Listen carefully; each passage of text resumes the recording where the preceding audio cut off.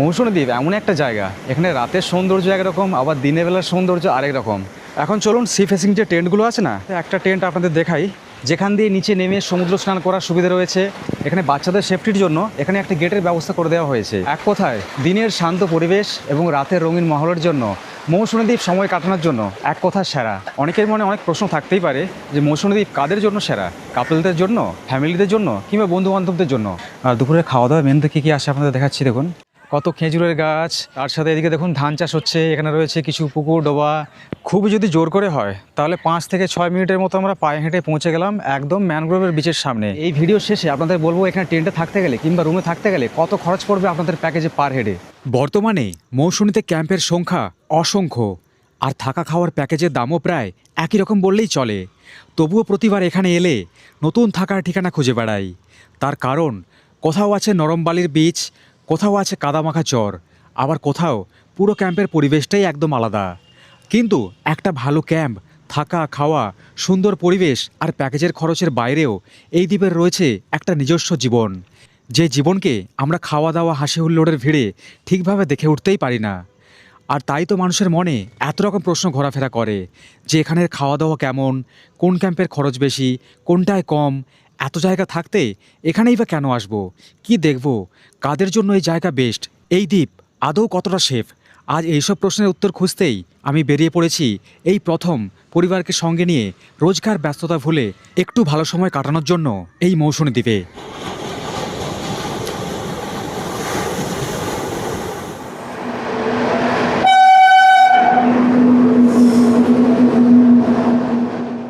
এখন এই মুহূর্তে ঘড়ি কাঁটায় রাত্রি 10:37 আর এখন আমি দাঁড়িয়ে রয়েছি আমার রেলওয়ে শহর পাঁশকুড়া জংশনে। আজকে আমি আরেকবার চললাম পাঁশকুড়া ছেড়ে মৌসুমী দ্বীপের উদ্দেশ্যে, কিন্তু এবারে যাচ্ছি একটা আলাদা রকম নতুন একটা এক্সপিরিয়েন্স হতে চলেছে। আজকে যে ক্যাম্পে যাচ্ছে সেই ক্যাম্পটাও আমার কাছে নতুন, তো কতটা ঠান্ডা ওখানে, কোন ক্যাম্পে আছে, ক্যাম্পটা কেমন, কত টাকা বাজেট, সব কিছুই থাকছে এই ভিডিওর মধ্যে। তো যাই হোক, এখন আমি দাঁড়িয়ে রয়েছি 5 নম্বর প্ল্যাটফর্মে। মেদিনীপুর থেকে হাওড়াগামী একটা লোকাল ট্রেন আছে যেটা রাত্রি 10:40 এই জায়গা দিয়ে ক্রস করবে। 10:40 মেদিনীপুর থেকে হাওড়া লোকাল ঢুকছে রাত্রি 11:33। অন্যান্যবার মৌসুমী যাওয়ার জন্য রাত্রি 2:55 হাওড়া লোকালটাই ধরি, কিন্তু এইবার ধরলাম রাত্রি 10:40। যেহেতু ট্রেন অনেকটাই লেটে প্রবেশ করছে, তাই হাওড়া পৌঁছতে সময় লাগবে কম করে রাত্রি 2, এবং তারপর ঘন্টা 2-3 স্টেশনের লাউঞ্জে ওয়েট করে একদম শিয়ালদহ রেলওয়ে স্টেশন। তবে অত্যাধিক ট্রেন লেটের কারণে হাওড়া জংশনে গিয়ে যখন পৌঁছালাম তখন বাজে রাত্রি 3টে। প্ল্যাটফর্মের নাম্বার ছিল 23, মানে হাওড়া জংশনের একদম শেষের দিকের প্ল্যাটফর্ম।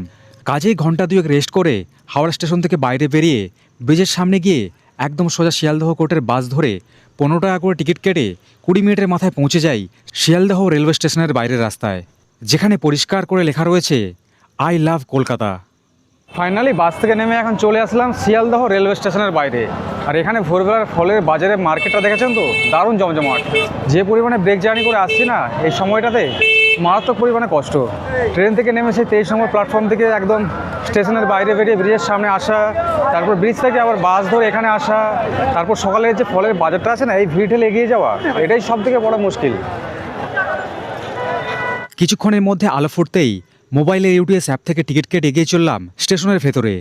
আজ আমরা রয়েছি 6 জন, যার মধ্যে রয়েছে 2টো পুচকে, একটা আমার এবং আরেকটা অমিতদার। পরিচয় পরে হবেক্ষণ। আপাতত এখন একজনের টিকিট মূল্য পড়েছে 25 টাকা করে। এবং আজ আমরা যে ট্রেনে জার্নি করছি সেইটা হলো শিয়ালদহ থেকে লক্ষ্মীকান্তপুর ভায়া নামখানা লোকাল, যার ছাড়ার সময় সকাল 7:14 শিয়ালদহর সাউথ লাইন থেকে। এই ট্রেন সপ্তাহের বিভিন্ন দিনে 15 নম্বর প্ল্যাটফর্ম থেকে 19 নম্বর প্ল্যাটফর্মের মধ্যে থেকেই ছেড়ে রওনা হয়ে যায়।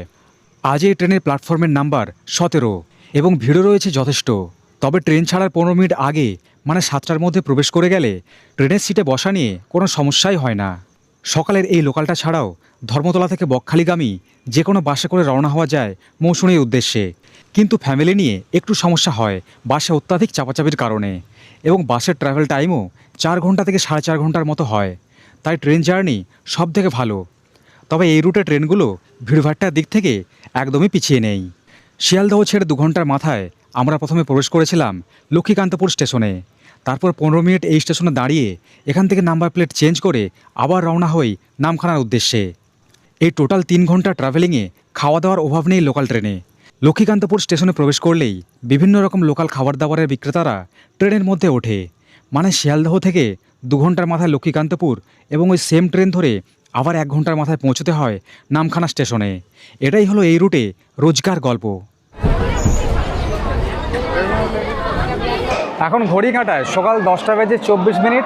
এখন এসে পৌঁছালাম নামখানা স্টেশনের 1 নম্বর প্ল্যাটফর্মে। 3 ঘন্টার মতো ট্রাভেল টাইম ছিল, কিন্তু অনেকটাই বেশি সময় লেগে গেছে যেহেতু আজকে ট্রেনটা অনেকটাই লেট ছিল। তো এখানে স্টেশন থেকে 1 নম্বর প্ল্যাটফর্ম দিয়ে বাইরে বেরোবো। ওখান থেকে দেখি টোটো কিংবা অটো কী ব্যবস্থা রয়েছে এখান থেকে যাওয়ার জন্য। এখান থেকে অনেকভাবে যাওয়া যায়, চাইলে রিজার্ভেও যাওয়া যায়, শেয়ারিংয়েও যাওয়া যায়। এর আগে কম করে এই রুটে আমি 10 বার থেকে 12 বার এসেছি। নামখানা স্টেশন থেকে বাইরে বেরোলেই সামনেই দেখবেন এখানে গাদা টোটো রয়েছে দাঁড়িয়ে, তার সাথে ম্যাজিক ভ্যানও রয়েছে। যেটাতে খুশি ইচ্ছে যেতে পারেন। এখান থেকে চাইলে রিজার্ভে যাওয়া যায়, কিন্তু রিজার্ভের ভাড়াটা একটু বেশি পড়ে। কিন্তু যদি শেয়ারিংয়ে যাওয়া হয়, শেয়ারিংয়ে ওই 50 টাকা খরচ করে পৌঁছে যাওয়া যায় একদম ঘাটের সামনে পর্যন্ত। চলুন তাহলে এখন যে বর্তমান ভাড়া সেটা জিজ্ঞেস করা যাক। তবে স্টেশনের বাইরে থেকে ভাড়া একটু বেশি। শেয়ারিংয়ে 10 টাকা বেশি পড়ে এবং রিজার্ভে প্রায় 40 টাকার মতো। তবে একটু দামাদামি করলে একটু কমে যায়। যদি শেয়ারিংয়ে যেতে হয় তাহলে স্টেশন থেকে বেরিয়েই মিনিট 5 পায়ে হাঁটলে মেন রোডের সামনে থেকে অনেক অপশান রয়েছে, যেখান থেকে টোটোতে কিংবা অটোতে যেতে চাইলে 40 টাকার মতো খরচ হয় এবং বাসে কিংবা ম্যাজিক ভ্যানে 30 থেকে 35 টাকা। কিন্তু বাস এবং ম্যাজিক ভ্যানের ক্ষেত্রে আপনাদের নেমে যেতে হবে 7 মাইল বাজারে কিংবা 10 মাইল বাজারে, কারণ সরাসরি বাস কিংবা ম্যাজিক ভ্যান নদীর ঘাট অবধি যায় না। বাসে যেতে হলে আবার নেমে একটা টোটো ধরে যেতে হবে মৌসুনী ঘাটের উদ্দেশ্যে। এতে উল্টে খরচও বেশি এবং ব্রেক জার্নি হয়। তাই স্টেশনের বাইরে থেকে সরাসরি টোটো সবথেকে ভালো অপশান। নামখানা স্টেশন থেকে এখন আমরা চলে যাচ্ছি মৌসুনী দ্বীপের উদ্দেশ্যে। আর মৌসুনী যেতে হলে দুটো ঘাট হয়ে যাওয়া যায়। একটা হচ্ছে পাতিবুনিয়া ঘাট, যে ঘাটটা সব থেকে বেশি ফেমাস, অনেক মানুষই যায়। আর তাছাড়া একটা ঘাট রয়েছে, সেটা হচ্ছে হুজ্জুতি ঘাট। তো সব থেকে যদি ভালোভাবে সেফ জার্নি করতে চান তাহলে বলবো হুজ্জুতি ঘাট হয়ে যান। তার কারণ ওই রাস্তাটা খুবই সুন্দর, কোনো ঝাঁকুনি নেই, কোনো জার্কিং নেই, মানে কোনো গাড্ডা নেই রাস্তায়, আর সময় লাগে অনেকটাই কম। আর যদি পাতিবুনিয়া ঘাট হয়ে যাওয়ার ইচ্ছা থাকে, আপনারা সবাই জানেন প্রথমে যেতে হয় 10 মাইল বাজারে, তারপর ওই জায়গা থেকে সেই খারাপ রাস্তার অভিজ্ঞতা নিয়ে পৌঁছতে হয় একদম ঘাটে গিয়ে। তো আমরা সেই জন্য স্টেশন থেকে একদম চলে যাচ্ছি হুজ্জুতি ঘাট পর্যন্ত। তার কারণ একটাই, হুজ্জুতি ঘাট হোক কিংবা পাতিবুনিয়া ঘাট হোক, খরচ কিন্তু সেম পড়ে, একই খরচ নেয় এখান থেকে। আর এখান থেকে আপনারা দুইভাবে যেতে পারবেন, চাইলে এখান থেকে শেয়ারিংয়েও যেতে পারবেন, আর তাছাড়া এখান থেকে গাড়ি কিন্তু রিজার্ভে নিয়েও যেতে পারবেন। তো শেয়ারিং কাদের জন্য ভালো? যারা 2 জন কিংবা 3 জন ঘুরতে আসছেন, তো তাদের জন্য শেয়ারিং সব থেকে ভালো অপশান, কারণ 50 টাকা থেকে 60 টাকার বিনিময়ে পৌঁছে যেতে পারবেন একদম ঘাটের সামনে। আর যারা ফ্যামিলি নিয়ে ঘুরতে আসছেন তাদের জন্য বলবো সব থেকে সেফ জার্নি যেটা, কোনো ঝামেলা নেই, কোনো গাড়ি চেঞ্জ করতে হবে না, একদম সরাসরি 200 টাকা থেকে 250 টাকা দিয়ে এখান থেকে রিজার্ভ করে নিন, একদম ঘাটে গিয়ে পৌঁছে দেবে। সেটা পাতিবুনিয়া হোক কিংবা হুজ্জুতি ঘাটই হোক না কেন। তারপর ওখান থেকে নৌ পারাপার, সেটা সেম, যেই ঘাট দিয়ে যান না কেন। তো চলুন যাওয়া যাক। রোড কন্ডিশনটা কেমন, আর বর্তমানে ওখানে যে নৌকোর ভাড়া কত করে নেওয়া হচ্ছে, ওখান থেকে যে রাস্তার দূরত্ব কতটা, আজকে আমরা যেই ক্যাম্পে যেতে চলেছি সব কিছু শেয়ার করবো। এই এখন আমরা প্রবেশ করে গেলাম হুজ্জুতি ঘাটের রোডে। হুজ্জুতি ঘাট যেতে হলে 7 মাইল থেকে রাস্তা ভাগ হয়ে যায়। আর যদি পাতিবুনিয়া আমরা যেতাম তাহলে আমাদের পৌঁছতে হতো 10 মাইল। দেখতে গেলে 19-20 একই রকম ডিস্টেন্স, কিন্তু ওই রাস্তা ভালো খারাপের জন্য সময়টা লাগে আর কি।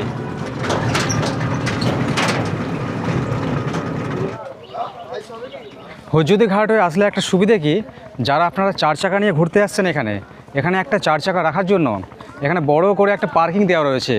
এই ফ্যাসিলিটিটা সব থেকে ভালো। যারা কলকাতা সাইড থেকে অনেকে আছেন, তো এখানে গাড়ি পার্ক করে একদিন কিংবা 2 দিনের জন্য আপনারা পৌঁছে যেতে পারবেন মৌসুনীতে। সামনে একটা নৌকোর আওয়াজ হচ্ছে, ওই যে দেখছেন দূরে, ওটা হচ্ছে জাস্ট ওই ছেড়ে বেরিয়ে গেল। এখানে আরেকটা নৌকো দাঁড়িয়ে রয়েছে। এখানে কিছু নৌকো আছে যার টাইম টেবিল আছে। এখানে বাম পাশে দেখবেন এখানে একটা না ছোট্ট করে একটা বোর্ড লেখা আছে, যেখানে এখানে কখন কখন নৌকো ছাড়া হয়, মানে নৌকোর যে টাইম টেবিলগুলো এখান থেকে ফেরি পার হওয়ার জন্য, সেগুলো এই জায়গাতে লেখা থাকে। তার সাথে এখানে বেশ কয়েকটা দোকান আছে, এইদিকে রয়েছে একটা, তার সাথে এখানে রয়েছে একটা, যেখানে গরমের সময় কিংবা শীতের সময় ঘুরতে আসলে এখান থেকে ওই জল, তার সাথে কোল্ড ড্রিঙ্ক, তারপর টুকটাক যে জিনিসগুলো, সেই জিনিসগুলো পাওয়া যায় এখান থেকে। এখন যেহেতু ভাটার সময়, সেই জন্য জলটা এই জায়গায় নেমে গেছে, তাছাড়া জলটা কিন্তু থাকে এই জায়গাতে। আর কত মানুষ দেখছেন, সবাই কিন্তু নৌকোর মধ্যে উঠে গেছে এখন অলরেডি।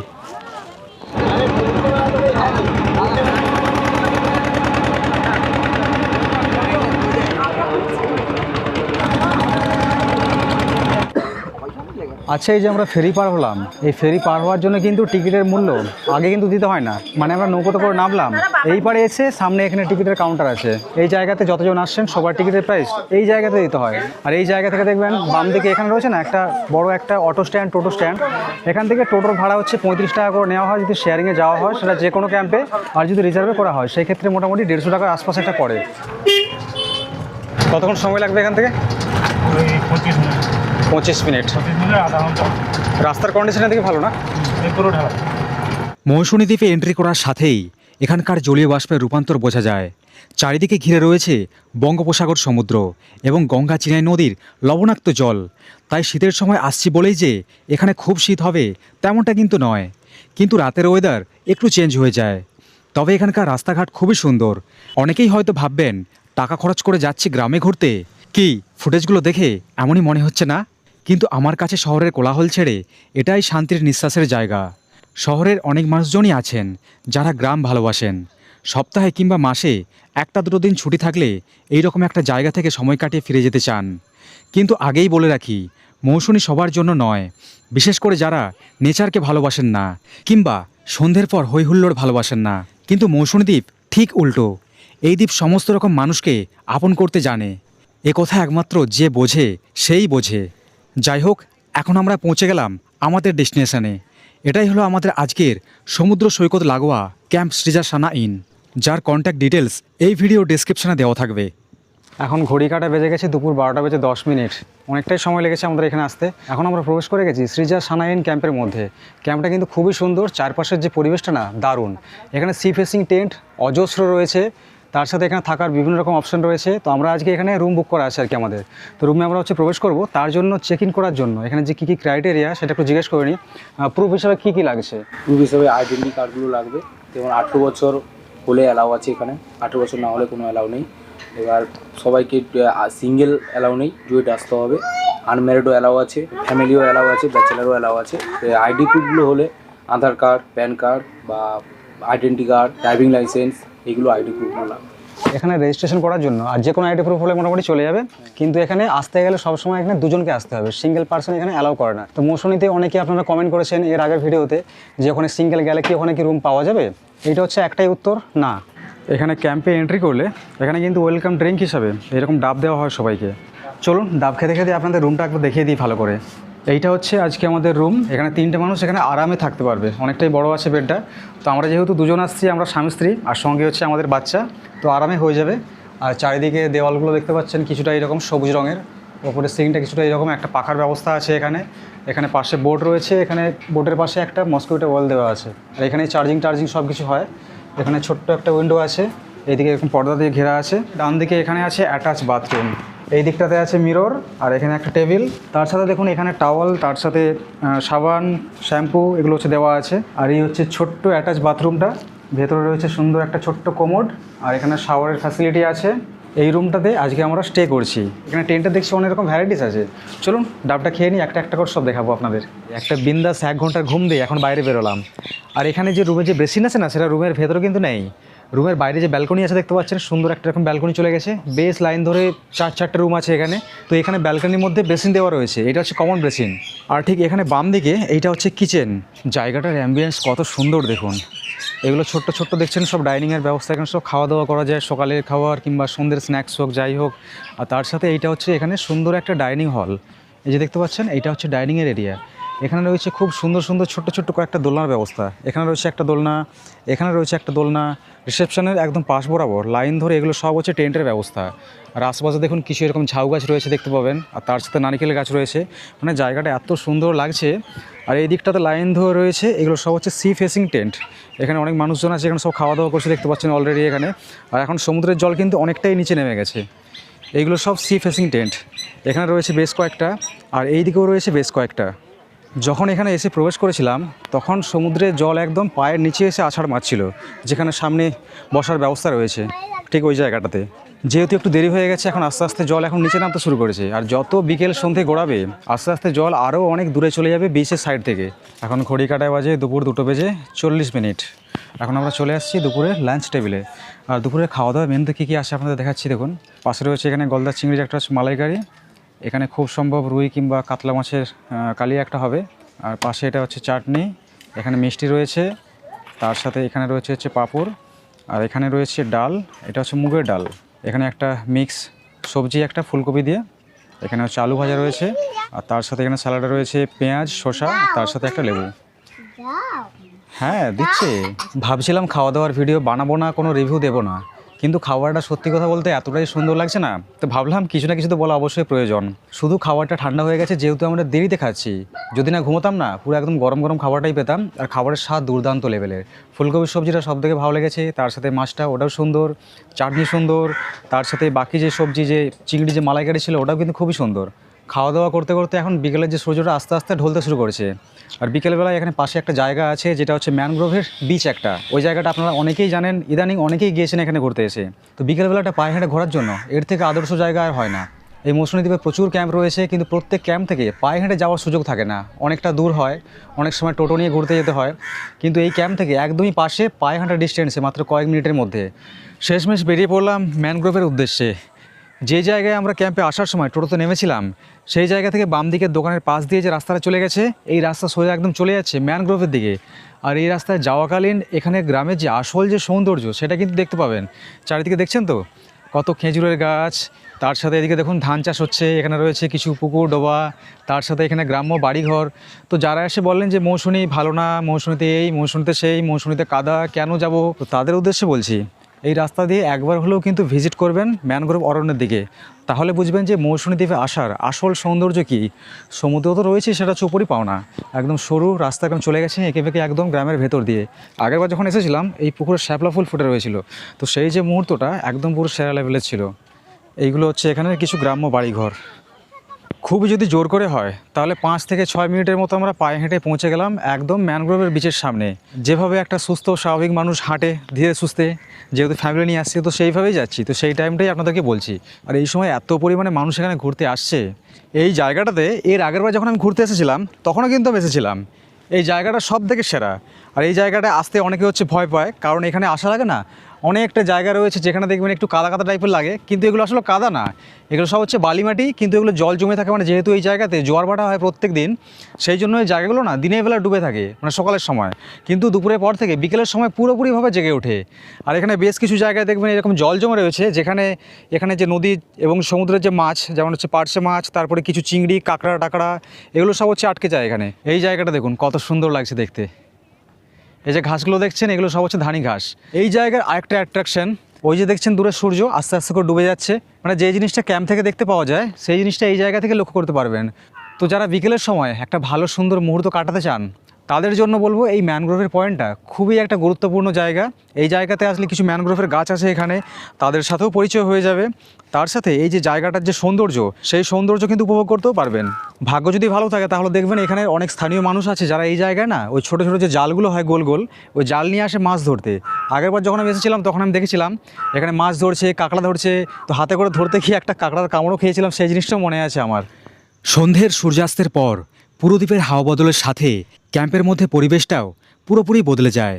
রাতের রঙিন আলোতে বোঝাই যায় না যে দিনের বেলাতে এই জায়গাতে বসে আমরা সময় কাটিয়েছিলাম, খাওয়া দাওয়া করেছিলাম। প্রত্যেকটা ভ্যারাইটির টেন্ট থেকে খাওয়া দাওয়ার জায়গাগুলো, প্রতিটা গাছ, সমুদ্রের কিনারায় ঢেউয়ের শব্দ তথা মৌসুমীর প্রতিটা ক্যাম্পের ভেতরের পরিবেশ বলে দেয় এই দ্বীপ পশ্চিমবঙ্গের সমস্ত জায়গার থেকে একদমই আলাদা। আর সন্ধে মানেই রঙিন আলোয় বসে খাওয়া দাওয়ার আনন্দ। প্রথমত প্যাকেজের সন্ধ্যের চা, তারপর গরম গরম বেগুনি মুড়ির সাথে সন্ধ্যেটাকে ওয়েলকাম জানানো হয়। তারপর ক্যাম্প ফায়ারের আঁচে হাত গরম, এবং পর মুহূর্তে সেই আঁচে বিভিন্ন প্রকার বারবিকিউ তৈরি হতে দেখা। এখানে এই বারবিকিউ অপশানটা প্যাকেজের বাইরে, এই জিনিসটা সমস্ত ক্যাম্পেই হয়। এটা চাইলে নেওয়াও যায় এবং ইচ্ছে করলে নাও নেওয়া যায়। এর জন্য কেজিতে অল্প কিছু খরচ করলেই মেলে, চাইলে 500 গ্রাম কিংবা 250 গ্রামও নেওয়া যায়। এখানে চিকেন ছাড়াও বিভিন্ন প্রকার মাছ যেমন পমফ্রেট, ভেটকি, চিংড়ি, কাঁকড়া ইত্যাদি বানিয়ে দেওয়ার অপশন রয়েছে যদি আগে থেকে জানিয়ে রাখেন। তবে আজকের সন্ধ্যায় অপেক্ষা করছিল অন্য কিছুই।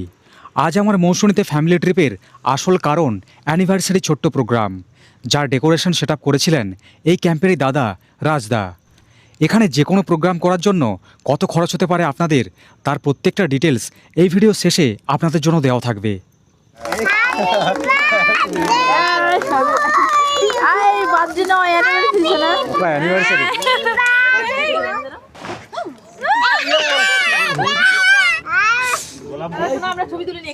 আজকের দিনটা আমার কাছে খুবই একটা স্পেশাল দিন ছিল। আজকে আমি বিশেষ করে মৌসুমীতে আসার আমার মেন যে উদ্দেশ্য সেটা হচ্ছে আমার 8তম অ্যানিভার্সারি। যার জন্য আমরা টোটাল আজকে 6 জন আসছি এখানে। আজকে অমিতদা আছে, বৌদি রয়েছে, তার সাথে অমিতদার একটা ছোটো একটা পুচকে আছে, তার সাথে আমি, আমার ওয়াইফ আর আমার একটা ছোট্ট একটা বাচ্চা ঋষভ। তো খুবই মানে সন্ধ্যাটা ভালোভাবে এনজয় করলাম। তো ক্যাম্পের মধ্যে আজকে কিন্তু অনেক মানুষই ঘুরতে আসছে। তো এই যে সবাই মিলে একটা যে সুন্দর একটা আয়োজন যে করেছে না, আমি সত্যি কথা বলতে খুবই মুগ্ধ। এখন ঘড়ি কাটায় বাজে রাত্রি 10টা বেজে 32 মিনিট, বুঝতে পারছেন তো মৌসুমীর চারিদিকে এখন নিস্তব্ধ হয়ে গেছে। আর আরেকটা জিনিস, মৌসুমীতে এই যে রাতের সময় যে গান বাজনা হয়, হই হুল্লোড় হয়, এটা কিন্তু সীমিত। রাত্রি 10টার পর থেকে চারদিক পুরো নিস্তব্ধ হয়ে যায়। এখন দূর থেকে যদি ভেসে আসে সেইটা হচ্ছে যে সমুদ্রের গর্জন। সমুদ্রের জল এখন একদম ক্যাম্পের পাশে এসে ছুঁয়েছে। এখন রাতে এখানে অন্যান্য ক্যাম্পের মতো খাওয়া দাওয়ার কিন্তু অপশন রয়েছে। ভাত চাইলে ভাত নেওয়া যায়, রুটি চাইলে রুটি নেওয়া যায়। দুপুরে যখন খাওয়া দাওয়া করতে বসেছিলাম আমরা, তখন আমাদের জিজ্ঞেস করে নেওয়া হয়েছিল রাত্রে কী খাবো, ভাত না রুটি। তো আমরা ভাতই বলেছি। তো যারা রুটি বলে তাদের জন্য রুটির ব্যবস্থা রয়েছে। মানে ভাত কিংবা রুটি যাই না কেন, তার সাথে কিন্তু রয়েছে এরকম বাঁধাকপির চচ্চড়ি একটা, আর এখানে এটা হচ্ছে কষা মাংস, আর এখানে রয়েছে ছোট্ট বাড়িতে করে একটা মুগের ডাল। খাওয়া দাওয়াটা সেরে ঘুমিয়ে পড়তে হবে। সেই দুদিন ধরে গাড়ি জার্নি করে আসছি, বুঝতেই পারছেন। তারপর সকালের দিকে দেখি ঘুম থেকে উঠে এখানে সমুদ্রে যে বীজটা আছে কেমন দেখতে লাগে সেটা দেখাবো। আর চলুন সবাইকে এখনের মতো টাটা, গুড নাইট, দেখা হচ্ছে কালকে সকালে।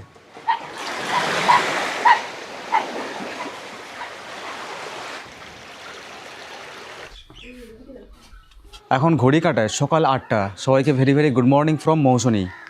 আজকে সকালবেলায় ঘুম থেকে উঠতেই দরজার বাইরে এসে হাজির টাটকা খেজুরের রস। কালকে রাত্রে একটা দাদা আসছিল, আমাদেরকে জিজ্ঞেস করছিল সকালে খেজুরের রস খাবে, নাম্বার, তারপর রুমের নাম্বার এইসব নিয়ে গিয়েছিল। তো সকাল সকাল দেখছি খেজুরের রস একদম বোতলে করে নিয়ে হাজির। আর সত্যি কথা বলতে রসটা খাচ্ছি না, খুব সুন্দর খেতে।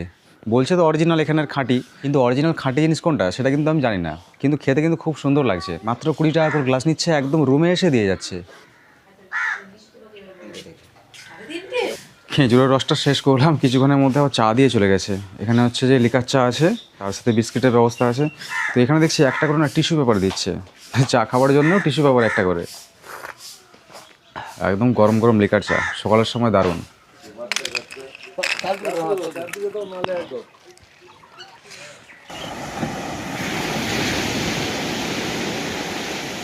মৌসুমী দ্বীপ এমন একটা জায়গা, এখানে রাতের সৌন্দর্য একরকম, আবার দিনের বেলার সৌন্দর্য আরেক রকম। এখন দেখছেন সকালের ঘড়ি কাটা এখন 8:30টার আশপাশ বাজে। এখন সমুদ্রের জল এসে বাড়ি মারছে একদম পায়ের নিচে দিয়ে আমাদের ক্যাম্পেরই মধ্যে। মানে এই যে দৃশ্য এতটা সুন্দর, এতটা যে মায়াবী না, সেটা বলে বোঝানো খুবই মুশকিল। দেখছেন তো চারিদিকে রয়েছে এখন খালি পাখির ডাক, আর তার সাথে সমুদ্রের উত্তাল রূপের গর্জন একটা। দেখুন, এটা কিন্তু সমুদ্রের জলের আওয়াজ। সকালের সময়ের মুহূর্তটাই পুরো পাল্টে গেছে। এখানে একটা বসার জায়গা রয়েছে সুন্দর, যেখানটা আমি এখন দাঁড়িয়ে রয়েছি একদম জলের ওপর। এর সৌন্দর্য যে এই দিক থেকে বর্ণনা করা হোক না কেন কম পড়বে।